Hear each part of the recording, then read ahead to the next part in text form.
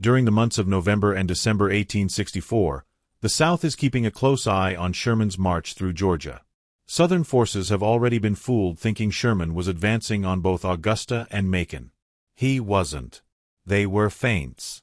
Sherman was headed for Milledgeville, the capital of Georgia, which he will capture without a fight. As Sherman approached the coast, all hopes of defeating him in Georgia evaporate. There can be no other conclusion that once Sherman reaches the coast, he will then invade South Carolina. In South Carolina, Confederate forces will be ill-prepared for what is about to happen. Opposing Sherman during the first half of the Carolinas campaign is P.G.T. Beauregard. Beauregard has his hands full with inspecting the Trans-Mississippi Army and managing the forces in South Carolina. Until February 4th, South Carolina forces will be temporarily under the command of General William J. Hardee. Beauregard returns to South Carolina and assumes command of all forces opposing Sherman. He and his generals see the threat of Sherman but think it's wiser to join Lee in Virginia, but Richmond refuses to give up that much territory without a fight. While Sherman has to decide what path he'll take to Raleigh, his primary objective, Beauregard is more concerned with where Sherman will go next. He suspects Sherman will try to reinforce Grant, and he and his general staff agree both Charleston and Augusta need to be defended. Beauregard will add Branchville as a third possible target for Sherman's first attack. Charleston is an obvious choice. It's literally just up the road from Savannah. It is where the war started, it has the largest port still in Confederate hands, and Beauregard believes if Sherman was to invade the interior of the state, Charleston would be the perfect jumping-off point. Beauregard has, in theory, 34,000 troops under his command. Unfortunately for him, nearly 8,000 won't make it to South Carolina in time to make any difference. Of what is available to Beauregard, Charleston will be defended by Hardee and 13,000 troops, which includes both reserves and militia. Branchville is an important railroad hub. It connects the East-West Railroad between Augusta and Charleston with the northern routes to Columbia, Camden, and Wilmington. Beauregard will ask Jefferson Davis for the 25,000 troops in North Carolina to come and defend Branchville. Davis says no. Beauregard orders General McLaws and 5,000 troops defend Branchville. Finally, there's Augusta, Georgia. Beauregard believes, incorrectly, Sherman tried to capture Augusta on his march through Georgia. Sherman didn't. It was a feint. And Beauregard thinks he'll try again. Augusta is a fairly industrialized city, but it's known to be the home of arguably the largest gunpowder mill in the world. Beauregard thinks Sherman will try again.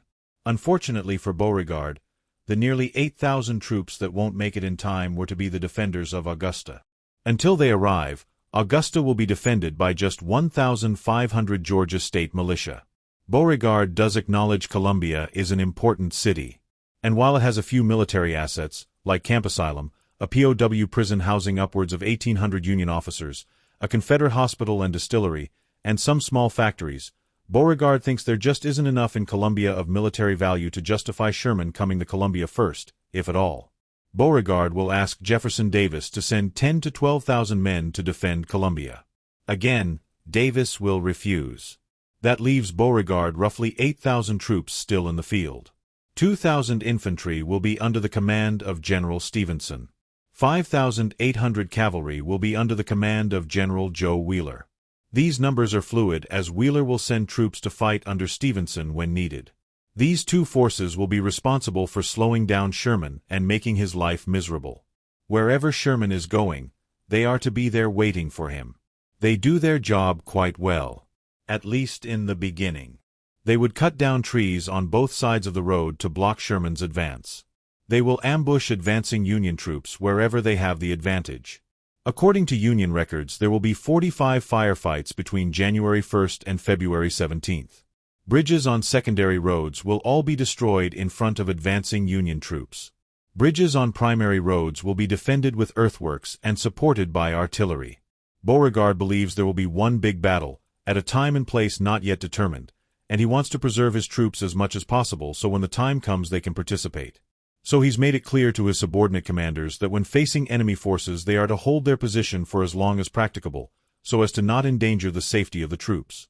What this will boil down to is as long as Union forces stay to their front, Confederate forces will fight. But should Union forces flank the Confederate position, the troops are to evacuate and fall back to the next defensible position. The day before Sherman captures Savannah, Andrew McGrath will be sworn in as the new governor of South Carolina. He is very concerned with what he sees. He also believes Sherman will first attack Charleston. McGrath believes Charleston is more important to the Confederacy than Richmond.